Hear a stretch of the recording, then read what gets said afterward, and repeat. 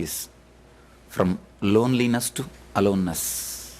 Before entering into the subject, we will understand the mechanisms or the structures of aloneness and loneliness. What is aloneness and what is loneliness?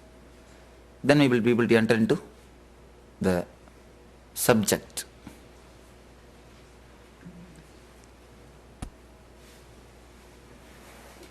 Aloneness is the nature of man. Aloneness is the very nature of the being. From the birth, no, even before the birth, aloneness is the nature. Aloneness is the reality of man. Before the birth, in the mother's womb, is alone. Alone, peaceful, blissful, relaxed, no responsibility, no commitment, no routine, nothing to be followed. Totally blissful, totally relaxed, utter peaceful state. The life in the mother's womb was totally alone. Psychologists say even the quest for the nirvana, kaivalya, enlightenment is nothing but the deep imprint. It is nothing but the anchoring of the imprint of the womb life. It is nothing but the anchoring of the sanskar, imprint, which is inside about the mother's womb's life, the life which you lived in the mother's womb. Of course, there is a truth. There is a truth in their words. The search, the seeking for the rest or for the bliss or for heaven or for whatever you may call the place where the things will be as it should be. All the search you can see almost depicts the state in which you were in the mother's womb. Once you are born, you enter into the society. Even when you enter into the society, never think your being is societal. Your being is aloneness. You are born, you grow, you get married, you fulfill your sexual desire, you get few children, then you die. Throughout the incidents, throughout all the incident, you are alone. Surely, if you mistake yourself that somebody else is there with you, you have done a very big mistake. From the time of the birth till the time when you leave this body, you are simply alone. You are simply alone. The aloneness is the nature of your being. Aloneness is the nature of your very existence. But we never understand. There's a beautiful sloka in the Gita which says, Sutre Manigana Iva. I am the thread among the beads. When he says, I am the thread among the beads, he speaks about this aloneness only. The aloneness is the thread among the beads which can be called as incidents in your life. Your birth, your education, your getting married, your having kids, or having wealth, death, all the incidents. You take all these incidences as a beads, all these things as a beads. Your aloneness is the sutra or thread which connects everything. Almost all the religions, all the groups, they have the idea in long, long ago, once upon a time, there was an age where truth prevailed, where everything was heavenly, where the joy existed. In all the religions, in all the sects, this idea is there. In Hinduism, they call it Satya Yuga. There was a time long, long ago, it was Satya Yuga. Everything was great. Everything was joyful. Everything was peaceful. Everything was blissful. In Christianity, they call it as a Garden of Adam and Eve. In Taoism, they say there was a time when no preachers, no priests were there because the religion prevailed, the Taoism prevailed. The Taoism was prevailed everywhere. In Buddhism, they say there was a period where Dhamma was the lifestyle. In every religion, every sect, they say there was a time the truth was alone there. Things were as it should be. But there was never such time existed. It is just an individual imprint of their womb life, of their life in the mother's womb. It is just the hankering or the impression, hankering over the impression, hankering to have the same life back. It is just that impression created by the life which you lived in the mother's womb. That impression goes on showing you that past was golden. Almost all the people, all the religion, all the groups, they believe there was a time the golden past existed. There was a time when everything was as it should be. Everything was great. But if you look back the past, you will understand actually there was no such time. It is only your memory, your imprint, your thinking. We always think there was a time where everything was beautiful. Now only in the present age, everything is degraded. You know, there was a stone inscription found in Mesopotamia 6,000 years ago. If you read that stone inscription, you find as if it is a today newspaper's editorial. It says, now this is the age of sin. All the husbands and wife relationship, it is getting broken, and no son, no daughter listens to the parents. The morality is getting degraded. People have started stealing. 6,000 years ago, the inscription in Mesopotamia, stone inscription says, this is the age degradation is entered. 6,000 years ago also, the situation was same. Only we think there was a golden past. If you go back to the history, I can say the Vedic sutras, the Veda mantras, which is written at least 5,000 years ago, they say, in this age, the Kali has entered. It is not like a past. Now, the son is trying to have a relationship with mother, and daughter is trying to seduce the father. This is the age Kali has entered. In olden time, there was high morality and discipline prevailed all over the earth. This is a statement not made today, yesterday, 5,000 years ago.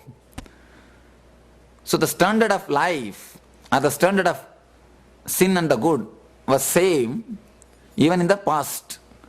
Our memory, our imprint about the mother's womb's life, the individual impression, individual imprint of the mother's womb's life, mother's womb life, the individual impression, individual sanskar of that life shows as if the past was great. There was a time when golden past existed. There was a time when everything was as it should be. But there was never such a time existed. Throughout the history of humanity, the good and evil was equal. That is the way world was running. Our memory of that aloneness, of that joy, of that bliss, of that peace gives the idea you had the golden past. You had things were as it should be. The aloneness is the nature of your very being. When you are born, even before your birth, and when you are born, when your life, and after you are leaving the body. Throughout your journey, the aloneness was your nature. Aloneness was your being. Even after death, the aloneness is your state. Aloneness is your very nature. Let us see the circuit of loneliness. What is exactly loneliness? Many people come and tell me, Swamiji, loneliness creates such a heavy pain. Loneliness creates excruciating pain in our being. The loneliness is such a heaviness on our system. How can we face it? The very word loneliness makes something painful. It makes a deep depression in our being. How to go beyond it? How to handle it? People say, Swamiji, I have everything, big house, the business, the kids, the wife, the car, whatever the outer world can offer, but I feel lonely sometimes. I feel totally alone. How can I go beyond this loneliness? How can I go beyond the pain of this loneliness? If you just understand the circuit or the mechanism of your mind, then you will understand exactly what is loneliness. See, your mind cannot be alive if you are lonely. Your mind can be alive, your thinking system can be alive only with relationships. It cannot be alive when you are lonely, when you are alone. It can never be alive. Your ego cannot be alive, your personality cannot be alive if you are alone. All your mind, ego, personality, they work only with the relationships. Only when you relate, these things work. These things can be alive. When you don't relate, these things cannot be alive because your personality is gifted to you by society. Your personality is societal. Your individuality is natural. If you know about yourself only by others' opinion about you, it is personality. If you know about yourself by your own understanding, by your own clarity, it is individuality. Your personality feels sick if you are alone. Society always says you are such a good person. When so many persons are there, when so many people are around you, you feel you are a good person. You are a good husband. You are a good wife. You are a good son. You are a good daughter. You are a good businessman. You are a good... So many ways you are a good person. So your personality feels strengthened. Your mind feels strong. Your ego feels satisfied.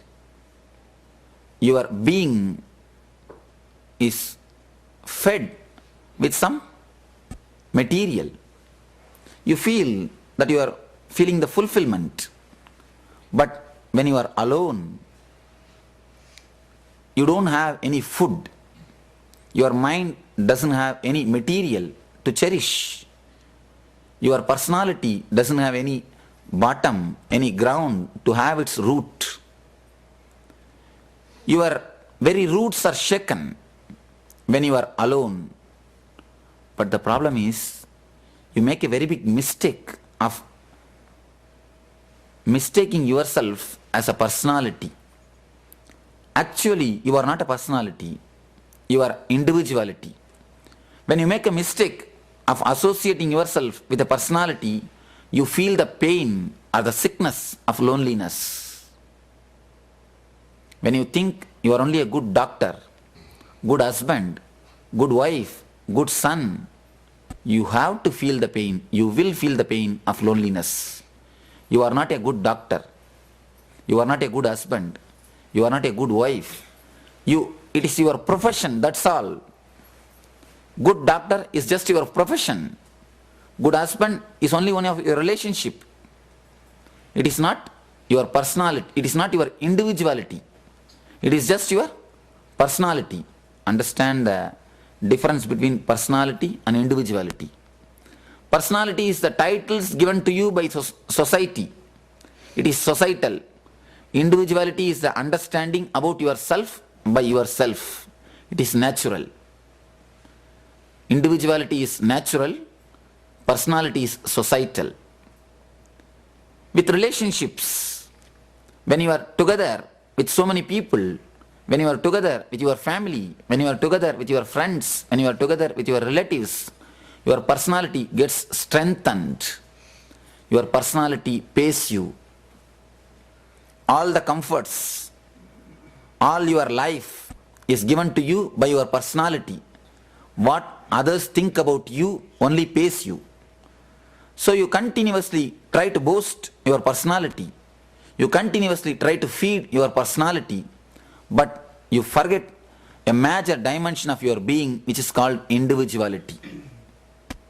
Whenever you forget the individuality and feed the personality, at some one time or the other, when the personality becomes too big, but the individuality is never attended, all the energy is sucked by the personality and individuality is not at all attended. At those times, your individuality cries from inside, please look at me. Please turn your face a little bit towards me. That crying is what is the pain of loneliness. The invitation from your individuality to turn yourself towards itself is what is called the pain of loneliness. You never bother about yourself, who you are. You only bother what others say about you. Two things: living for the quality and living for the name. Living for the character and living for others' opinion. Most of the time we spend for others' opinion, not for the quality. If we work 40% for quality, 60% is for advertisement. 40% for the product and 60% for hoarding. That is the ratio our being works. In the relationship, your personality gets strengthened. You feel strong. When 10 people praise you, you feel confident. You feel you are elated. But when you are alone, when you are lonely, no relationships, there is nobody to tell you you are good. One more thing, it is not that only by good opinions your personality gets strengthened, even by the bad opinions. When people say you are a bad person, even then your personality gets strengthened, because you get the attention. Attention is the food for personality. Any attention is the food for personality. We do everything just to draw the attention of the others. Even the polite people behaving very polite way, very goody way, even that is nothing but trying to get the attraction in the topsy-turvy way. The aggressive ego and the passive ego. When you are aggressive, you try to force yourself upon others. You try to get the attraction by force. When you behave in a very goody way, you try to beg attention from others, either demanding or begging. demanding with aggressiveness, begging with passiveness. Of course, both are asking for the attention, either by good opinion or by the bad opinion. Your personality gets strengthened. When you are alone, there is nobody to praise you. There is nothing to do. You are just yourself. What will you do? You feel sick because the roots of your ego is shaken. The roots of your personality is shaken. Your mind has no food. It has to slow down.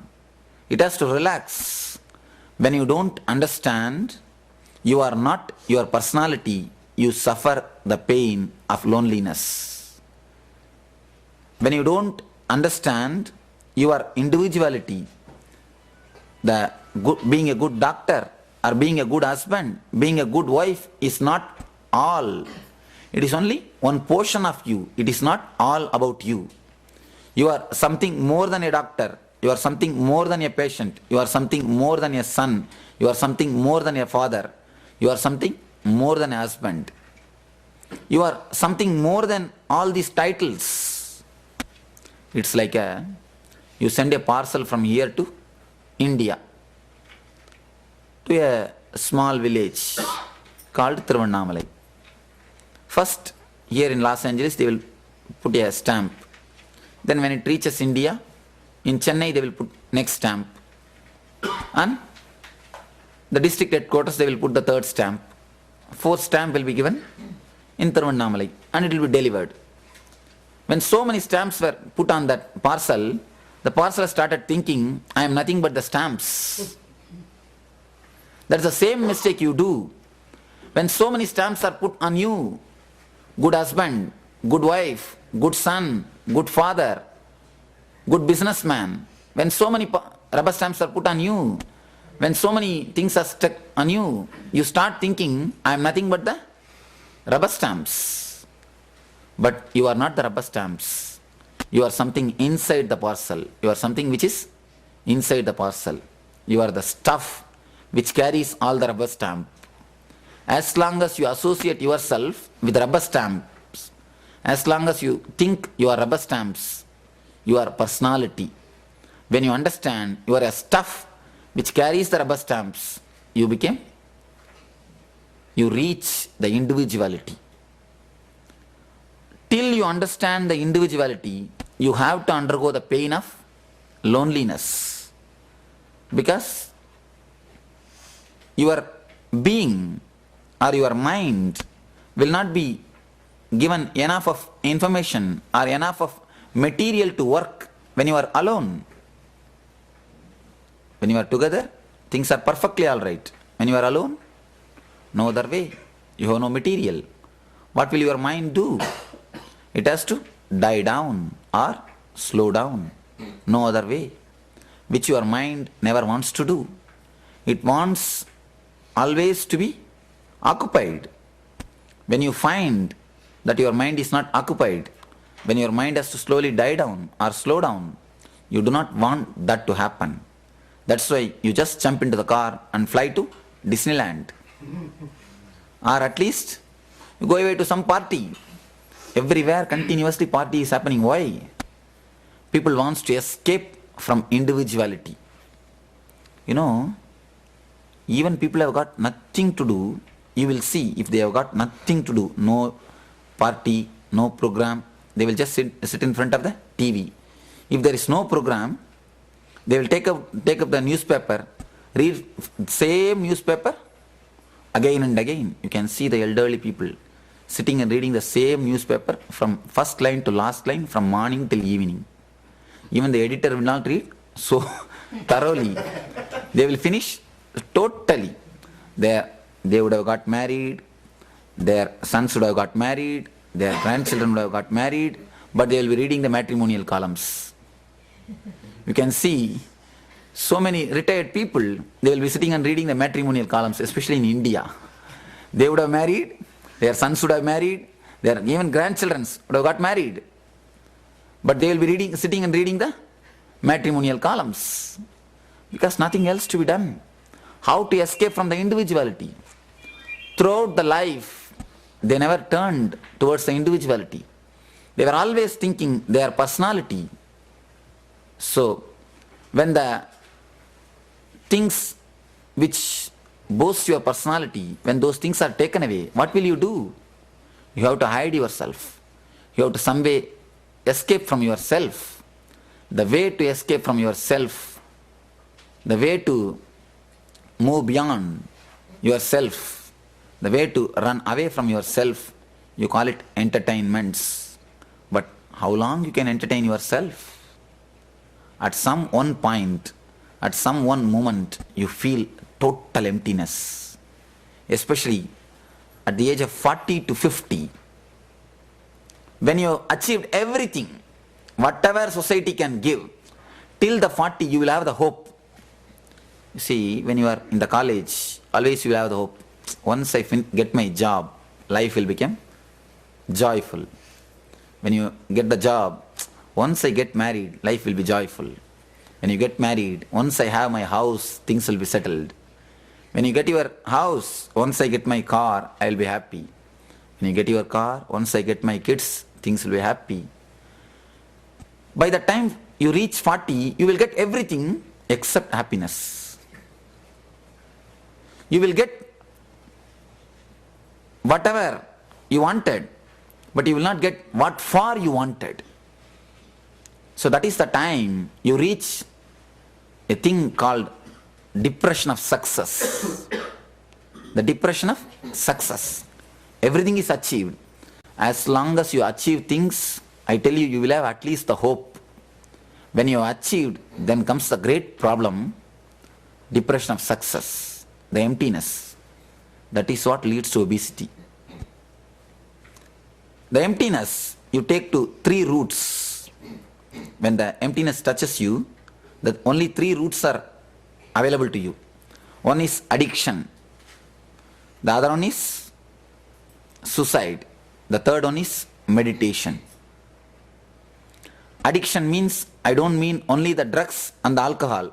I mean even the food. Obesity is nothing but addiction. When you feel totally empty inside, male, pour and fill it. Female, dump and fill it. That's all. Male, pour the drinks and they fill. Female, just they dump the food and fill it. Obesity and drinks, both are one and the same. Addiction to food and addiction to drinks, both are nothing but the depression of success or the loneliness. When you can't face it, you go for the addiction. Some people go for the suicide, especially the countries which have seen all the outer world. The suicide rate is getting more and more because of this only one problem. They are not able to face the loneliness, the depression of success. Third thing, very few intelligent people take this path, meditation. When I say meditation, I don't mean only closing your eyes and sitting. I mean even the intelligent way of living. The intelligence is also a meditation. That's why in Sanatana Dharma, they call it they use 3 words to mean meditation. The meditation is explained in 3 words: Shravan, Manan, Nididhyasan.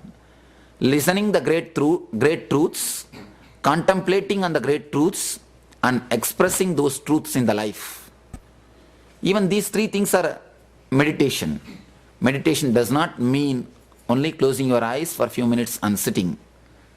These 3 things are the parts of meditation, or the mechanisms of the meditation.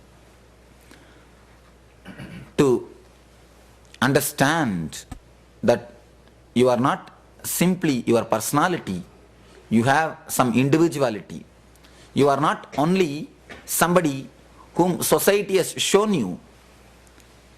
You are not somebody who society has introduced you. Most of you don't know about yourself. Society has introduced you to yourself. If somebody asks you who you are, what answer you will give? All your answers will be just given by the society, not by you. Just when you are back to your house, sit in your room alone and ask yourself who you are. Just for yourself. Don't give the answers which society has given to you. Ask yourself who you are. Actually who you are. To yourself. Mind will tell, don't ask all these foolish things. You went and listened that Swami from India and asking all these foolish things. Stop asking. Let us go for some other job. Let us go and sit, at least watch TV. Let us go and at least watch it. Read some books. Your mind will never allow you to sit. Because when you ask who you are, you have to understand the great truth. You are somebody above your personality. So you will go beyond the clutches of your mind. You will go beyond the levels of your ego. Mind will never allow that to happen. But don't let your mind run your life. When it runs, it ruins. Just add I with running, you will see the ruining will happen. Add I, it will never run, it will be ruin. So, whenever you base your life on ego, it will never run, it will only get ruined. Understand, you are something more than a personality. Then you will see your life just turns as a heaven. People ask me, Swamiji, if I am independent, if I am free, if I start being joyful, blissful in the aloneness, then what will happen to my family? What will happen to my relationships? What will happen to my relatives, friends? Will I leave everything and become like you? I tell you, when you understand that you are individuality, when you understand you are alone, only then you can really love others. Love can flower in you only when you understand you are alone. Love can never happen to you. The experience of love can never happen to you as long as you understand you are alone. Till you understand, till you are independent of the other, whatever you show in the name of love is nothing but slavery, psychological slavery. Unless you understand you are alone, whatever you show is just nothing but I smile at you, please you smile at me, that's all. Nothing else. It is nothing but a mere contract. It's nothing but a contract. Between the personalities, only contracts can happen. Only between individualities, contact can happen. Please be very clear. Between personalities, only contracts can happen. Between individualities, only contact can happen. When you understand, you are totally independent. You are totally alone. A new smell, a new flavor happens to you. Out of that freedom, out of that joy, out of that ecstasy, some smell oozes out of you. Some smell comes out of you. That smell only is called love. Whatever comes out of that ecstasy only can be love. Whatever comes out of that independence only can be called as love. Then you are centered on you. You give something from your being. Only that can be the love. Otherwise everything else is a simple contract. Simple contract. Only when you reach your core, from personality to individuality, from loneliness to aloneness, a real love can flower into your being. Anything real, anything solid can happen to you only when you reach the aloneness. The three ways, as I told you, the three parts of the meditation: listening, contemplating, and expressing, is the way to reach from loneliness to aloneness. First thing, understand, be very clear, aloneness is your nature. All your search for joy, bliss, heaven, moksha, kaivalya, the very word kaivalya means aloneness in Sanskrit. The very word Kaivalya means aloneness. All your search for peace, bliss, moksha, Kaivalya, heaven is nothing but the search for aloneness. Search for aloneness. Understand this. Next thing, contemplate. Whenever you find time, just close your room, sit alone and contemplate really who you are. Really who you are. Forget all the relationships. Don't relate even mentally. Don't relate even mentally. Ask yourself, actually who am I? When all these rubber stamps are taken out from me, if all these names given by the society, if they are taken away from me, if the personality given by the societal, if it is taken away from me, who I am, who am I? Ask yourself. It is contemplation, the second path. Second thing. Third thing, even if it is painful, don't bother. Totally express in your life that you are actually alone. Undergo the pain of loneliness. Whenever you get the chance of feeling of loneliness, whenever you get the chance of that pain, whenever you get the chance of facing the pain of loneliness, don't miss it. It is a great opportunity. Great opportunity. You see, before any birth, the pain happens. Even before your birth, your mother has to undergo the pain. Just like that, undergo this pain of loneliness, you will see you give birth to yourself. Before any birth, pain has to happen. Before the tree happens, the seed has to suffer the pain. Seed has to break. Seed has to give way. It has to break and give way. Only then the tree can happen. Seed has to suffer the pain. Only then the tree can happen. Mother has to suffer the pain. Only then the child can happen. The same way, suffer the pain of loneliness. It is called tapascharya. Tapas. Tapas means don't think going and sitting in the forest. No. Suffer the pain of loneliness. Just witness the pain of loneliness. You will see you give birth to yourself. Understand, the aloneness is your nature. Whenever you are alone, try to find out. Try to question yourself, who am I? And whenever you feel the pain of loneliness, undergo it totally, with a total acceptance. You will see you give birth to yourself as individuality. So, when you understand these three things, you shift your whole emphasis from your personality to individuality, from your ego to the self, from your mind to the mindless bliss, from your suffering to the joy, from the pain to the bliss. So, let you understand that your being is nothing but alone. Your being of self or your being of bliss is nothing but alone. Enter from loneliness to aloneness. Even if it is a little bit painful, go through the tapas, go through the fire. You will see you became a 24 karat gold. You became a pure bliss. You became a pure ananda.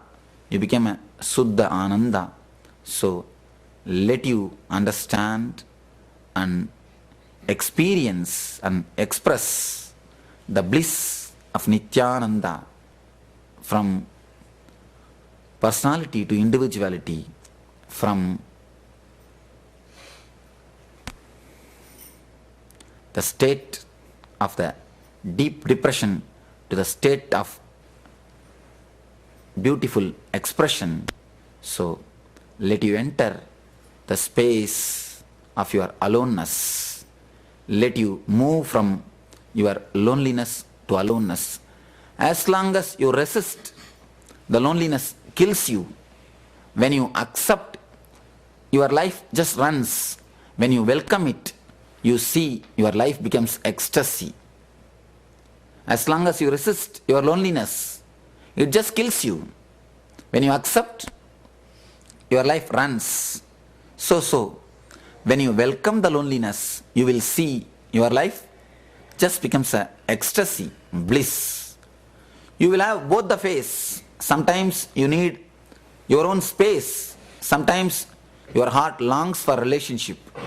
So, whenever the chain happens, whenever the chakra runs, whenever you feel like being alone, whenever the loneliness happens, don't resist it. So, enter into your loneliness, you will see, you enter the space of aloneness. So, understand this. And by understanding this, you can change your loneliness into aloneness. Let you enter into the aloneness from your loneliness. From loneliness to aloneness.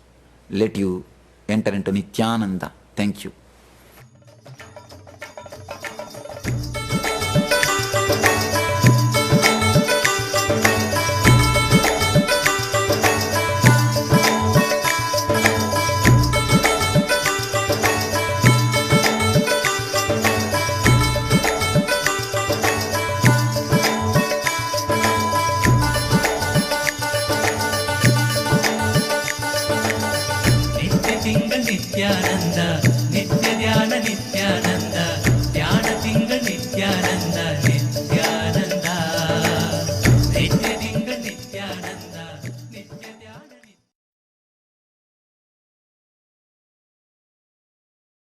I've read about this. There's a book called Life's Truths. And in that book it says, ask yourself who you are. Who is the author?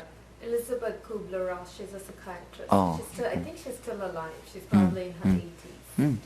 Oh, the Eastern wisdom has reached in many ways. Yeah, so she says, ask yourself, because what you are is not what you really are. She says, and I've tried. Now, what you think is not what you are really are. So when I've tried, I mean, I was reading this on a flight when I was flying somewhere, and I was trying to read. It's very, it's a very heavy. When you read it, you can't just read it like a storybook. So I'm like sitting and reading this and trying to digest this. What does this really mean? So I had to keep going back. And when I ask myself the question, where does the answer come? Who am I? Where do I've asked this, and I'm like, okay, so who is it? What am I? Who am I? Which I've asked this even as a child. You see, you are asking from where the answer can come. Right. It means you are not asked totally. Okay. When I say ask yourself, who am I don't mean question. I mean quest. There's a big difference between the question and the quest. If you just intellectually ask, just because the book says, it will be only a question. I don't say, make it as a question, make it as a quest. Whenever you feel alone, whenever you feel lonely, at those moments, let your whole mind vibrate with this one thought.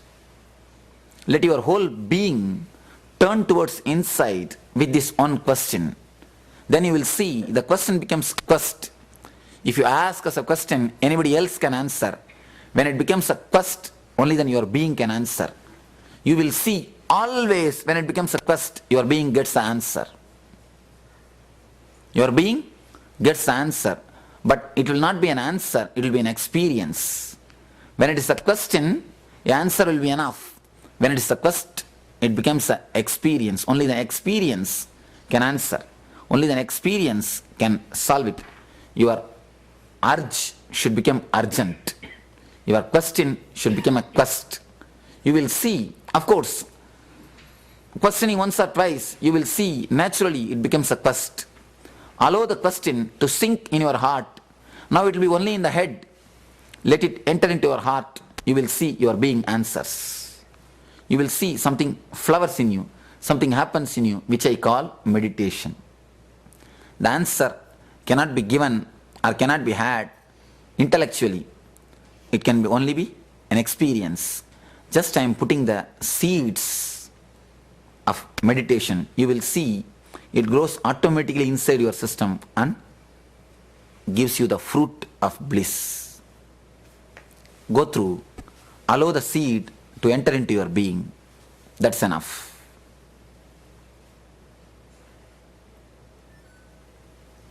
I think now everybody is in the aloneness.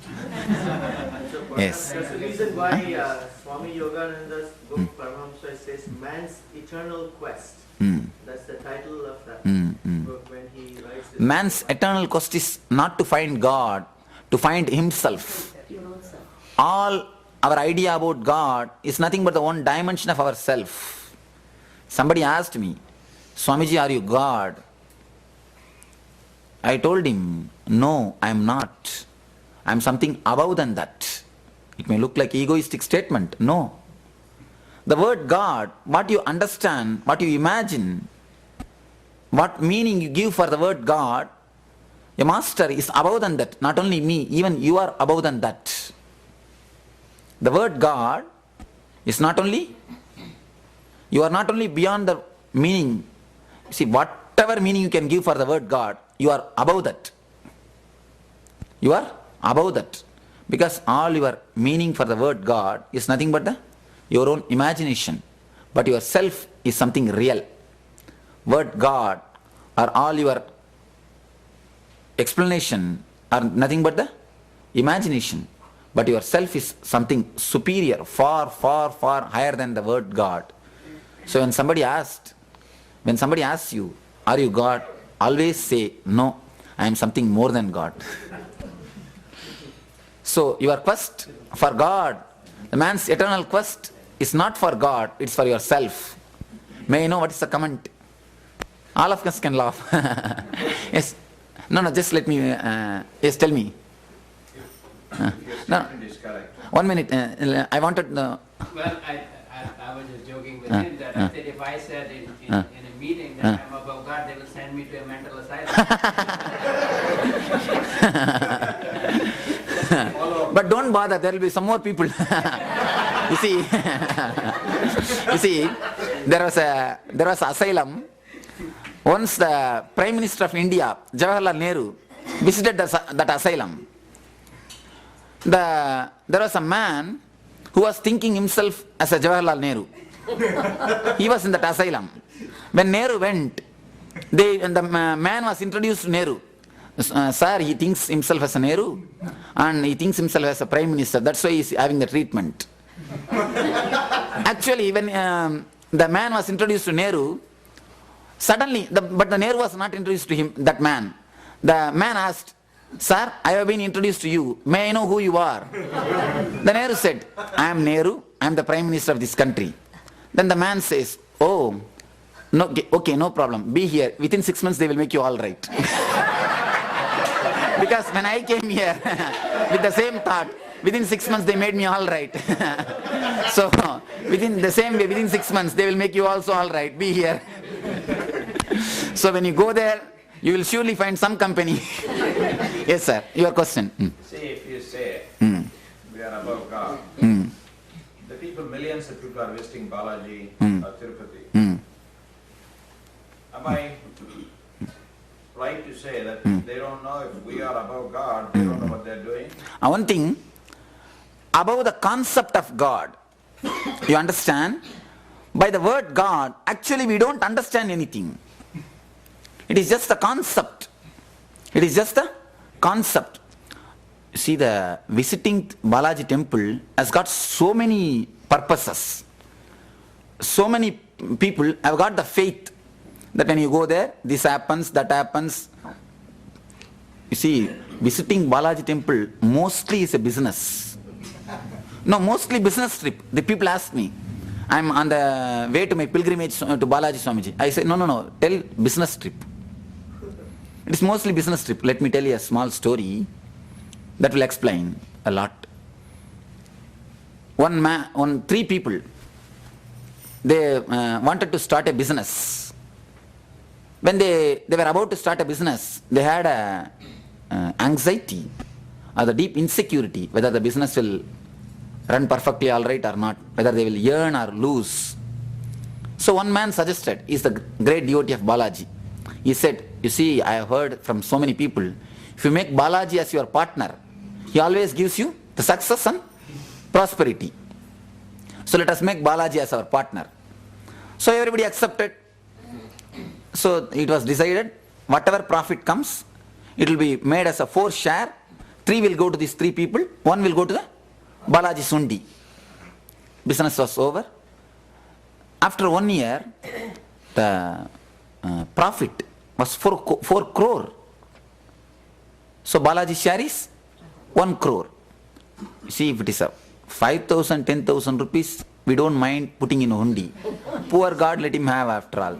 When it is a crore, a small thought, a second thought started coming up in their mind. The first man, he said, you see, after all, Balaji has no issues. What is he going to do with 1 crore money? And after all, so many people are putting all their wealth in Balaji's temple. What is he going to do with such a lot of wealth? We are after all his sons. We are his children. Why not have a little bit of prasad or share from our father's heritage? One man suggested, we will make a small pit in the ground. All 1 crore rupee we will convert it as a gold. We will throw up. Whatever falls inside the pit will go to the hundi. Whatever falls outside will come to us as a hereditary property from Balaji. Second man declared, no. We will make big pit. And whatever falls inside, that we will take. Whatever falls outside, that we will put it in the Balaji Sundi. Third man, very intelligent man, he suggested, we will throw everything up. Whatever Balaji wants, let him take. Whatever falls down, we will have it. Whatever falls down, we will have it. After all, we cannot give to the God what has fallen on the ground. And after all, he is up also, above us. Let him take whatever he wants. Almost all our thought, all our temple, all our prayer, all our pilgrimages, nothing but business. Even if you go sincerely, that there is God, there is Balaji in that place, when you go there, your mind reaches some state. Your mind experiences some dimension of your own being. That is what you call it as energy. You call it as a spirituality. There is a beautiful statement by Vivekananda in the Raja Yoga, in the Yoga Sutras. He says, all your prayer, all your pilgrimage, all your spiritual practice is nothing but the technique to awaken your own energy. Nothing but the technique to awaken your own potent energy, your own Kundalini Shakti. So all our pilgrimage is, all our outer rituals are nothing but the techniques to awaken your own energy. So whatever you call in the name of Balaji, whatever you understand as the powers of Balaji, as the personality of Balaji, surely your being is much more superior. Your Atman is much more superior than the concept. Because what your being is, that is Balaji himself. What your idea about Balaji is only idea about Balaji. Whatever you understand by the name of Balaji, it is your understanding about Balaji. Whatever your being is, it is Balaji himself. So, understand concept of Balaji and Balaji. Concept of Balaji and Balaji. Your being is Balaji. Your being is Bhagavan. Your being is God. But what you understand by the word God is your concept of God. Concept of God can never be superior than God himself. Just like that, the concept of Balaji can never be superior than your being itself. Am I able to explain? Follow-up question, one more question. Yes. Are you able to understand what the ideas which I said expressed now? In a way, but Okay. you said aloneness and loneliness. Let us talk about the loneliness. As you put in a way, metal has to melt to be molded. When you reach the loneliness, your concept, your object is to live blissfully and happy. that means if you reach the loneliness, that means the metal has melted to live a blissful life. In this country, probably loneliness probably major when you reach. If that is the case, the source of to avoid is meditation. No, Understand it properly. no. When you try to avoid the relationships, again you are in one more bondage. You search for loneliness. Searching for loneliness again leads you to the one more bondage. Neither search nor avoid, just welcome whenever it happens to you.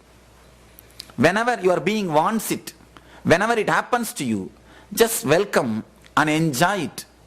Or the loneliness, enjoy the loneliness. I enjoy the loneliness, that's all. Never ask for it. When you ask for it, then again you have a demand. You see, demand about loneliness makes you again having a relationship with loneliness. You understand? Loneliness becomes one more person. Just like a wife, loneliness becomes one more wife. You try to relate with the loneliness.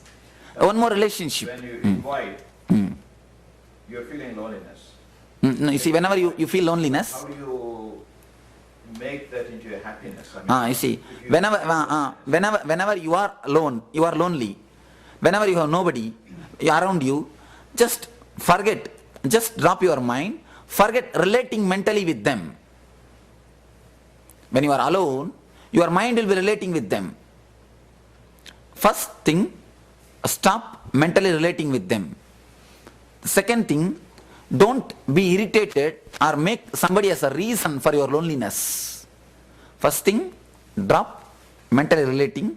Second thing, don't blame somebody, don't get irritated, don't find somebody as a reason for your loneliness. Third thing, relax. You will see that loneliness becomes aloneness. These two ideas is enough. Not getting irritated and But, you know, loneliness is a physical state when there is nobody around you. But you can be alone with everybody in it. yes. You see, it is like with a pot of milk, first you have to drop a few drops of curd and keep it aside. After 2-3 hours, you will see the whole milk becomes a curd. But till the curd happens, if you continuously shake the milk, what will happen? You won't find the curd. Just like that, at the first you will find the loneliness. So allow the loneliness to happen to you in a very relaxed way, then your whole being will become curd. The aloneness will happen. From loneliness, the aloneness will happen. Then you are with somebody or you are with everybody. You will never feel that you are mixing. You will feel totally relaxed. You see, whenever you catch hold of the relationship, whenever you catch hold of the incidents, whenever you catch hold of the outer pearls, you catch hold of the pearls, you identify yourself with the pearls instead of thread. Whenever you identify yourself with the thread, you relax, you let go the pearls. Identifying yourself with the thread, what I call enlightenment. Understanding your aloneness is what I call enlightenment. What you are saying is that instead of physical being, you want to go something higher than physical, right? In starting, you need to have a physical aloneness, physical loneliness. Because the curd has to happen. For some time, you need to keep the pot as it is. Once the curd happens, then you can shake, nothing wrong. Even if you shake, only the butter will come out. So till the curd happens, you need to keep the pot without movement.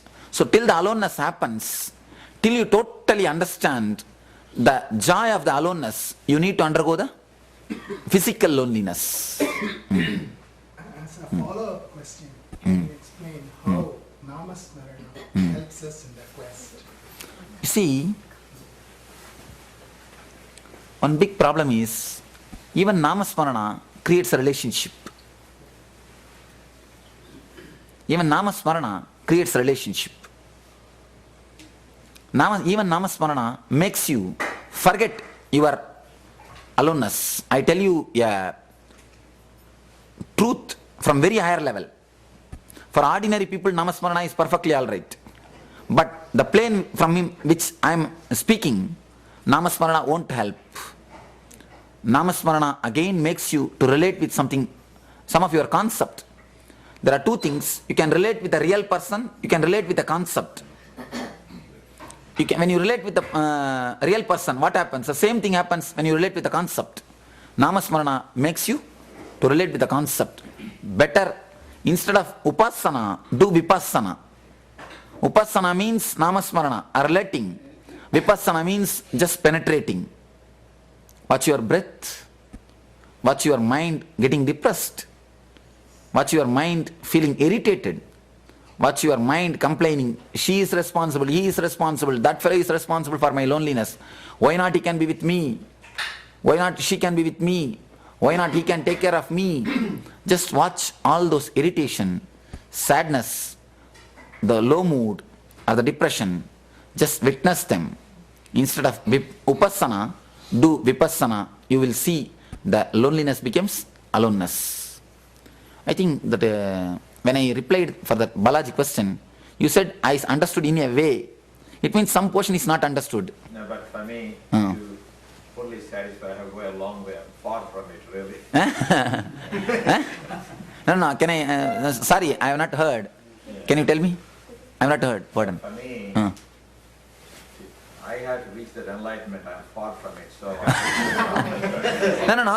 No, you said that, I have understood in a way. That's It what I means, meant. what you have not understood, can you intellectually express? Swamiji, for what? 1 minute. I'm just thinking myself, really. I'll come back to you after. Okay. You see, when you said that I have to reach the enlightenment, I am far from it. It is not. Actually, it is not. There is a beautiful sutra written by Ramana Maharshi. He says, to have relationship, to have money, to have name and fame, you need to work. To have aloneness, you need to do nothing. Just an understanding. For understanding, you don't have any distance. It is just your reality. When you understood that loneliness or the feeling of personality is not your reality, the individuality, what you are is your reality, the very understanding can drop the personality. The very understanding can simply happen. Somebody asked me, there's a beautiful Zen story. Somebody went and asked the Zen master, Swamiji, master, how long it takes to have the enlightenment? He said to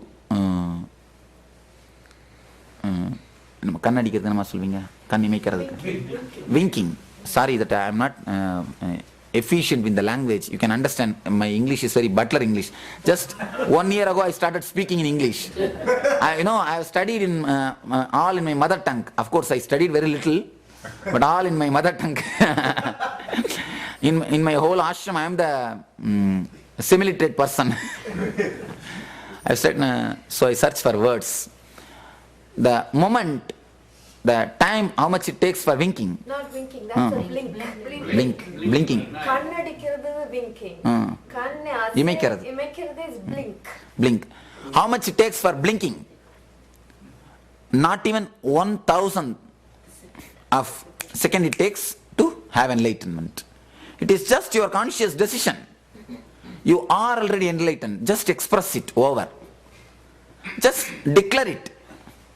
Just declare, I am enlightened. I am going to live my enlightenment. Somebody, actually, there was a great enlightened master. His enlightenment day celebration was going on. That is the day when he became enlightened. They went and asked, Master, we all know that today is your enlightenment day. Actually, when you became enlightened, what happened? He says a revolutionary statement. What happened? Fool, what you are asking? Nothing has happened. I just decided that I will leave my enlightenment today onwards. I just decided I will leave my enlightenment today onwards. Over. I tell you from my experience, I tell you honestly, this is what actually enlightenment. Don't think something happens to you. Just some God descends on you, or somebody jumps on your head, or you grow 2 horns. No, nothing. Enlightenment means just you decide. Let me express my enlightenment. Over. That's all. But again your mind says, no, I am little far from it. I need to have little more ripeness. I need to wait a little bit. No, not so immediately, not so quickly. I have some commitment, I have some business. Nothing. Everything will go on perfectly. Somebody asked me last time in Oklahoma, Swamiji, if I become enlightened, what will happen to my kids? What will happen to my family? I will also become like you. I said, never. Never. Don't think if you become enlightened, you will catch flight and you will go to LA to give discourses. No.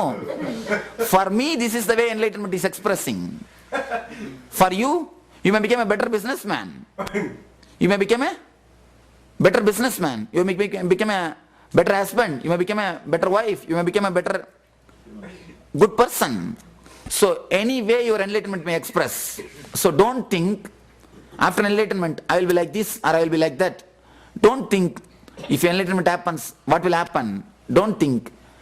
If enlightenment happens to you, I can be sure of one thing, your depression will disappear. That's all.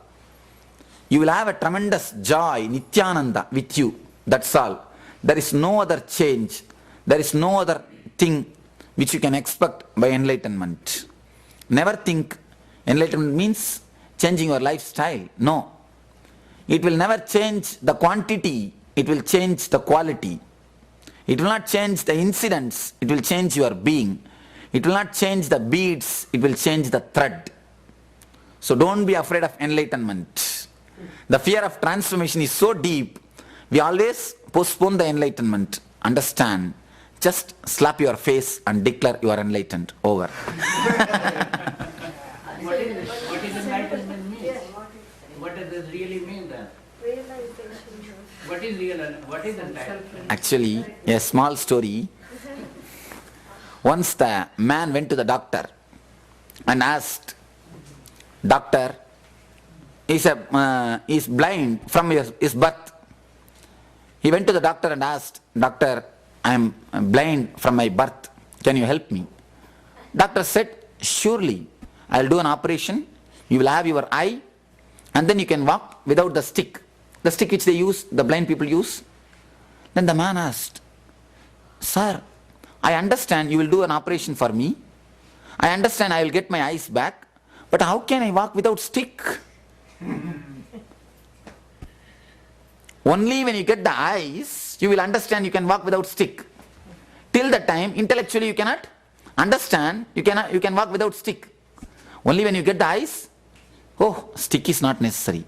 Just the same way, declare with all your strength, I will leave my enlightenment. Whatever happens is what is your enlightenment.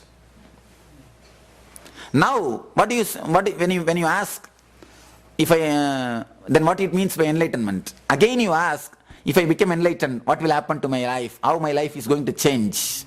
No, not really. See, you ask, if I declare my enlightenment, how I should live? No. What I'm asking there, see, if you really look at it, there are two ways. There is a physical life and then there is a spiritual life. What you are trying to tell me, that the way I understand it, that once you get enlightened, you become more spiritual than you No. have any physical effect. No. No? No. Okay, then. Once you become enlightened, you are neither spiritual nor material. As long as you are in the, you think you are not enlightened. As long as you think you are not enlightened, you are either material or spiritual. Both your material and spiritual can be called only as material.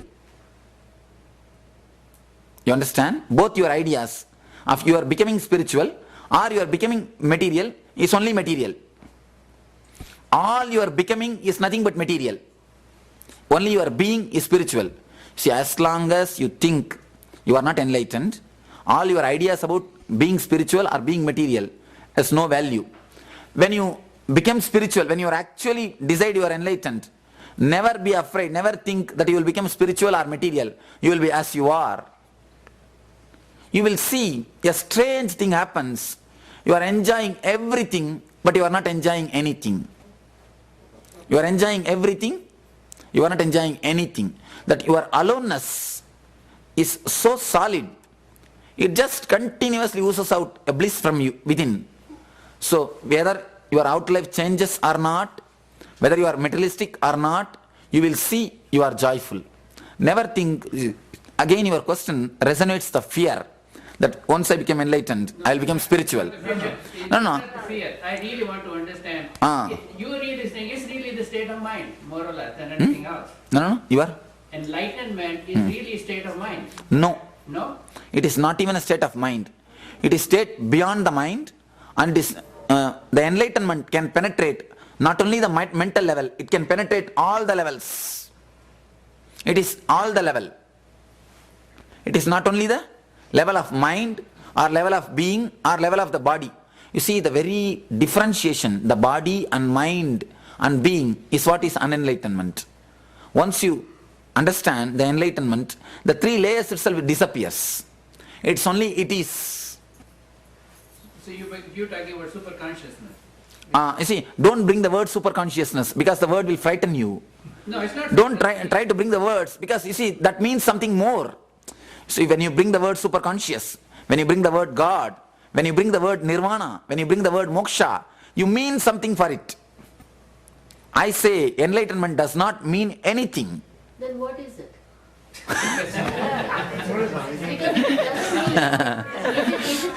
Okay, my question is, if it's making you to be a better man, and Catholic to be a better Catholic, and Hindu to be a better Hindu, that's what everybody says. So what we are telling is, you be in your state wherever you are, but you perform your duties and offer to whomever you want to, but be detached at the same time. That's what you are saying. Is that You see, what is enlightenment? no, I am telling, that is what I am saying. I am not telling practice this, I am telling express it. I know, how do you express it? That is what, you see again, you ask for a technique, you understand? You ask for a technique to express it. So it means two things is there. One thing you decided that you cannot express, you want one thing. That's not what I'm saying. Meditation will help me to... Now let me explain. You have decided that you cannot express. Second thing, you want a method to express. Am I right? No. If you are not, if you decided, if you... I did not decide that I cannot express it. Then you simply I know express. it's a method. Simply, no, you simply What I'm express. saying is, what do we have to do? Once you say you have an enlightenment, and how does that person will differ from before? One thing- And what else he has to do in addition to what he was doing? So it means what? You are asking what I should do after enlightenment. Am I right? What one will do, or not me, but what a person will do. No. You see, don't ask the objective questions. Ask only subjective questions. What other person may do when he becomes enlightened, what he will do will not be the same thing what you will do. I have to do. You see, when you ask what I have to do, you mean to say that give me the method how I will express my enlightenment. Am I right? Give me the method how I will express my enlightenment. Am I right? I know, your answer is meditation. No. One thing, please be very clear. Just consciously decide. I am giving you the very high level technique. Very high level technique. See, there are so many levels of techniques for enlightenment. I am giving you the very high level technique. I have never spoken on this high level technique. First time I am speaking because I feel the group is intelligent enough to receive me, enough to receive the strong blow. I am telling you, again you are asking the technique to express the enlightenment. Again you are asking for the method. Don't ask for the method.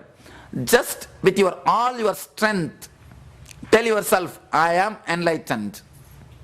I have no layers, that unenlightened portion or enlightened portion, or I have no state where I can reach, I am going to reach. Totally accept yourself, totally be relaxed and decide, I am unto myself. Now I am enough for myself. I have reached the state. I am in the state where I am supposed to be. Things are very clear. Now let me express my total relaxation. Express your utter relaxation. The way in which that expresses, first get utterly relaxed. understand I have reached, be very clear, not only I say that mentally tell, collect your whole being and be very clear to your whole being, your mind, your emotion, your being, for everything tell yourself, I am enlightened, I am clear about it. If half of your portion doubts, half of your mind will say, no, you are not enlightened. I know myself. I have all my doubts about you. Even the doubt, accept even the doubt, you decide, oh, in enlightenment even doubts exist. Don't think you are not enlightened. Think, I have enlightenment, but I have doubts about it. You understand? Shift the importance from the doubt to enlightenment. Now you have two things. One is enlightenment and doubt. Shift the importance from the doubt to the enlightenment. Now you say, because I have doubt, I am not enlightened. I tell you to change the word.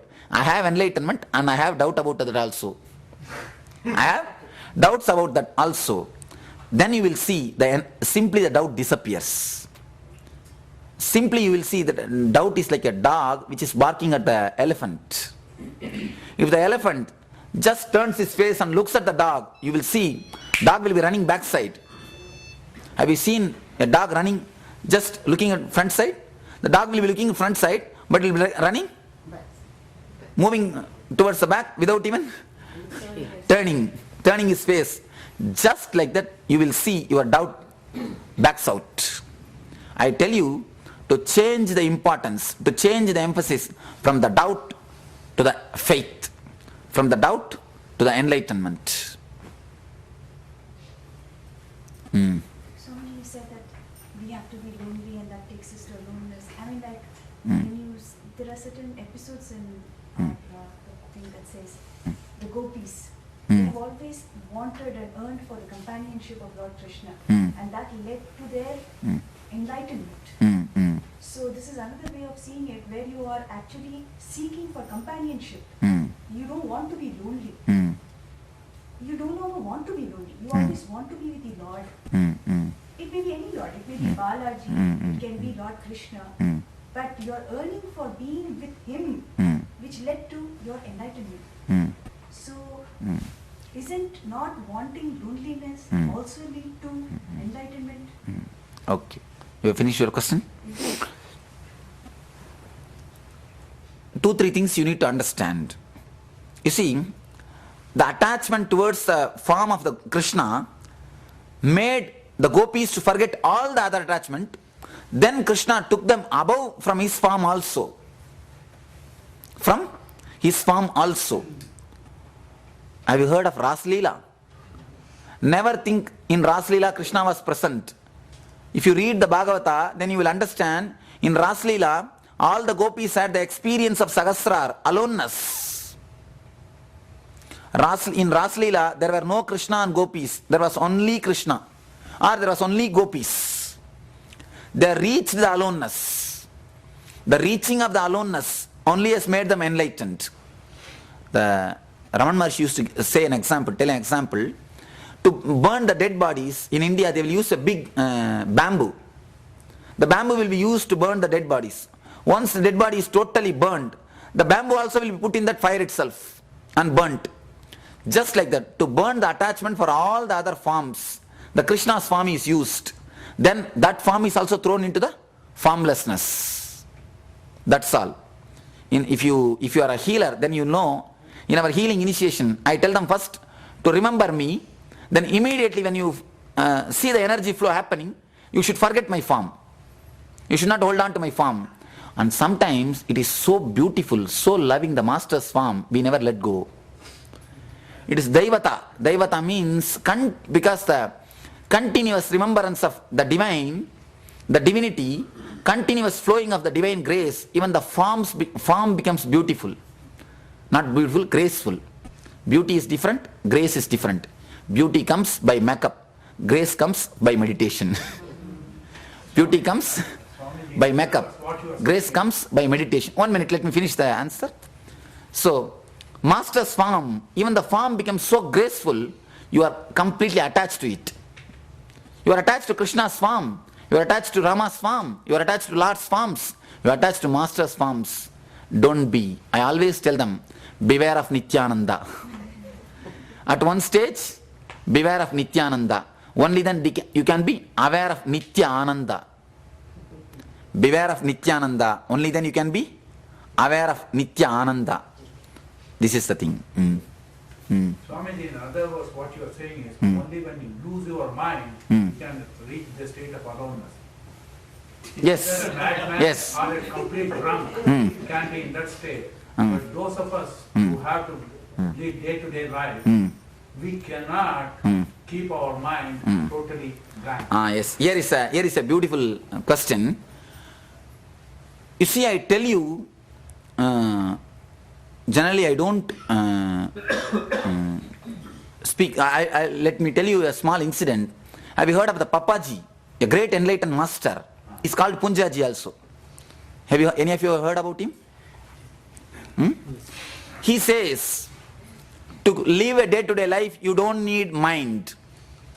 When you don't have mind, you live a day-to-day life perfectly. He says a beautiful two things, which is almost like a gambling with your life. I used to sit in the center of the fire and keep the alive fire around me and used to meditate so that I won't fall asleep. All this type of vigorous tapas, with all these things, with all these techniques, with all this practice, nothing could be achieved. It was the 24th evening. Tomorrow morning is a Christmas.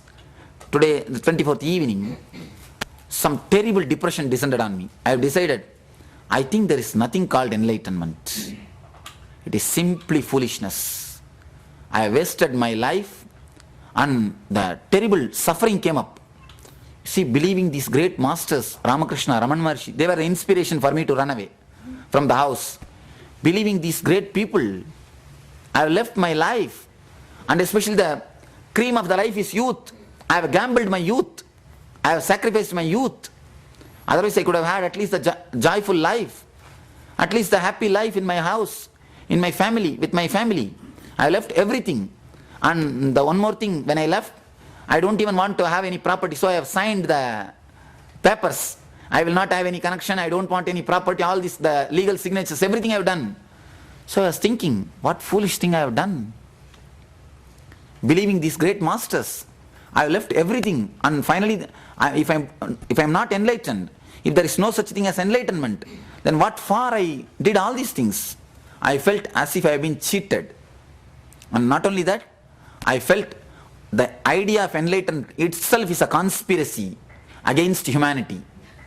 It is just carried by master after master. It is just a conspiracy against humanity, just to promote their life, their idea. They told something. This was the thought which I had. This was the doubt which I had. I was having a small Ramakrishna's photograph. When the suffering and the pain came, I just took that photo which I was worshipping for years and threw it out. When I threw it, I was staying in a forest. It went and hit on a rock and got broken.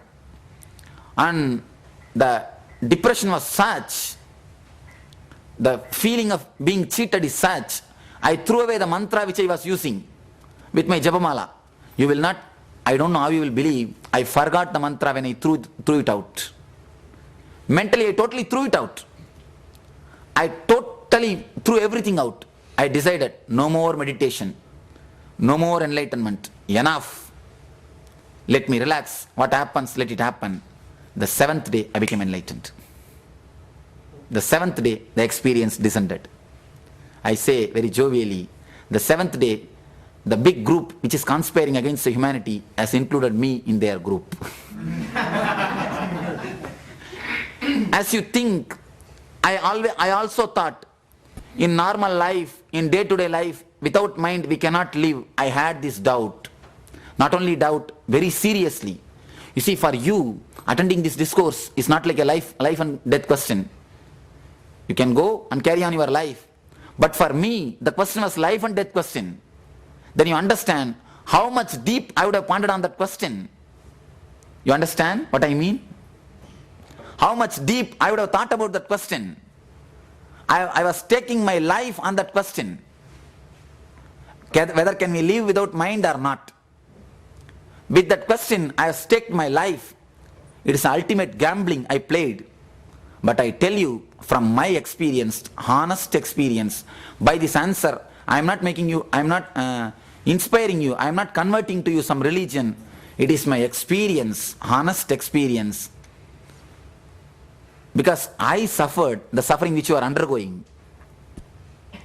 in a much more deeper way. In a much more deeper way. I don't know about your quest or the suffering. I can say, surely much more deeper way, I suffered this question. I underwent this quest. I had this depression. So, from that authority, I tell you, I beg you, if you just take one jump, just trust this one word, that you can live without mind, and if you jump, you will see Nityananda. Thank you. I just want to share this because it came to my mind when you said about Swami Vivekananda. For some of those who live here, they probably know. For those who don't know this place, where you are sitting is where Swami Vivekananda in 1900 has wandered in these hills. Right around about half a block from here is the Vivekananda house, which is made around the 200 in 200 years of Los Angeles. They made it into a historical mansion, and there on the top is a meditation room. Not only meditation room, one of his beautiful discourses is delivered here. In the Green Hotel, right here, there used to be, still the Green Hotel still exists, and in that place alone, I mean, you're sitting here, and this is where Swami Vivekananda was there, and I was just wanted to share that with. I tell you, Not seen that place. see, I tell you one more thing. Because I have underwent this question, I tell you, you can really live without mind. It's my experience. You can see here a man sitting with flesh and bones. Flesh and bones, see directly. If possible, just be around me for a few days, then you will understand that it is possible. You can be alive without mind. Or talk to the people who live around me, then you will understand the glimpse. There is a possibility. It is, you see, Master is a proof. Master is a proof for all the teachings of the great masters. Master, when enlightenment happens to somebody, the whole thing, the whole ideology, the whole spirituality comes back to life. The Lord, to prove his philosophy, to prove his ideas, to prove his teachings, again and again takes the form of the masters and teaches. He proves again and again what he taught is truth by taking the form of the master. So I tell you, it is the honest truth, not for anything. By making you to believe this word, I have nothing to gain. You understand? I have no vested interest by making you believe this word, except I know the pain of the suffering which you are undergoing. The same way I walked. You see, you walked through some road, 10 miles.